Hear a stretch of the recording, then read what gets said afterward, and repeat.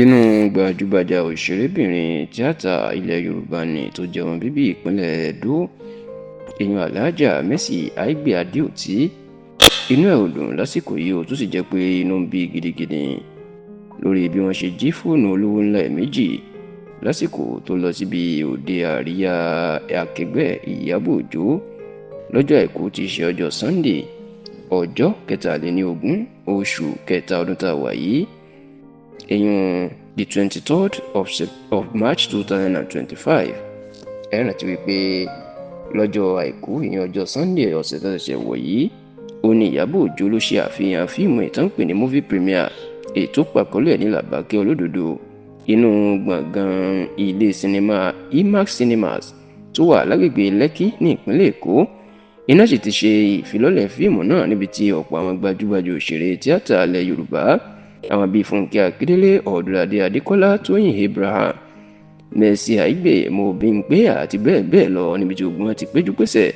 láti ya Ìyábọ̀ Òjó tí wọ́n tún máa ń pè ní Queen Mother sí. Ṣùgbọ́n yàtọ̀ sí nǹkan tí Mercy Aigbe ṣe tó dariwo níbi ayẹyẹ ìfihàn fíìmù náà tí wọ́n pè ní Làbákẹ́ Olódodo tó jẹ́ pé aṣọ tó wọ̀ ó ṣe ọyàn sílẹ̀ èyí tó jẹ́ kí ọ̀pọ̀ àwọn mùsùlùmí kan máa bínú kan máa sọ̀rọ̀ sí pé pẹ̀lú Alhaja tó pe rẹ̀ tó lóun ti gba ẹ̀sìn Islam tó wá ń fi ọyàn tó fi ń ṣe fàájì níta gbangba nínú ààwẹ̀ Ramadan kò bójúmu. Ṣùgbọ́n yàtọ̀ sí ariwo yìí tó máa ṣẹlẹ̀ sí Mercy Aigbe níbi ayẹyẹ Ìyábọ̀ Òjó yìí ó máa ti di wàhálà nítorí pé wọ́n jà á lólè ní ọ̀dọ̀ igbákejì amúgbálẹ́gbẹ̀ẹ́ ìyẹn personal assistant ìsìn ni wọ́n gbà wọlé sí lára. Tẹlifíṣàn Yorùbá Tòótọ́ gbọ́ pé nítorí kí fóònù náà má bàa sọnù èyí ló jẹ́ kí Mercy Aigbe kó fóònù olówó ńlá méjèèjì náà fún amúgbálẹ́gbẹ̀ẹ́ ìpè kó bóun dì mú. Ṣùgbọ́n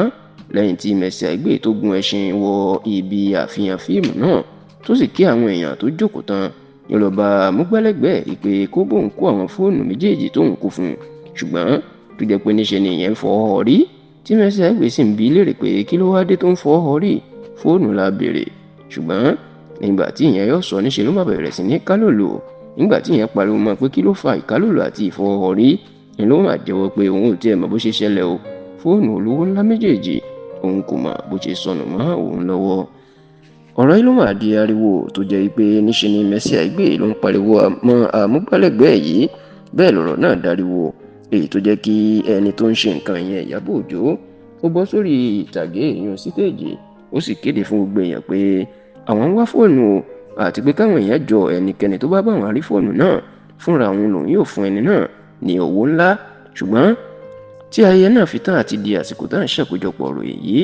wọn kò rí fóònù náà tí wọ́n sì ní inú bí Mercy kódà